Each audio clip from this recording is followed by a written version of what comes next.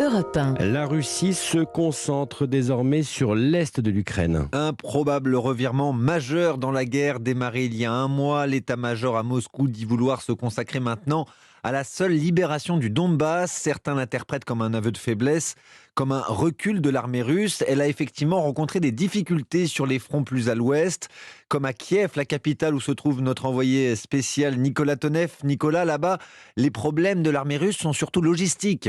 Oui, 350 tonnes de ravitaillement tous les 24 heures, ce serait la consommation d'un régiment blindé, déployé et actif sur une ligne de front. C'est le volume donné par un spécialiste des armées russes. Dans ces 350 tonnes, il y a tout le nécessaire pour rester opérationnel, tant du point de vue humain, avec à peu près 1000 hommes dans le régiment, que des dizaines de véhicules. Il y a donc l'eau, la nourriture, le carburant, les munitions, les pièces détachées, les véhicules de rechange. En guerre, tout s'abîme et tout doit rester fonctionnel. La consommation de matériel est donc énorme. Notre spécialiste donne cet exemple. Le char russe ordinaire, le T-80, a besoin pour chaque kilo de masse combattante de 4 kilos de logistique pour rester opérationnel. La force des Ukrainiens a donc été de détruire un maximum de camions de ravitaillement. L'armée de Kiev parle de 1000. Ce chiffre serait exagéré. Il faudrait le diviser par 2 selon notre observateur.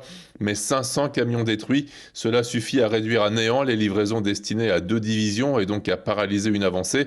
Les Russes cherchent donc à raccourcir leur ligne de ravitaillement en s'emparant de points clés. C'est ce qui fait l'enjeu en grande partie des fronts nord et nord-ouest de Kiev, où l'armée de Vladimir Poutine serait en train de fortifier ses positions. Nicolas Tonev, envoyé spécial d'Europe 1 en Ukraine.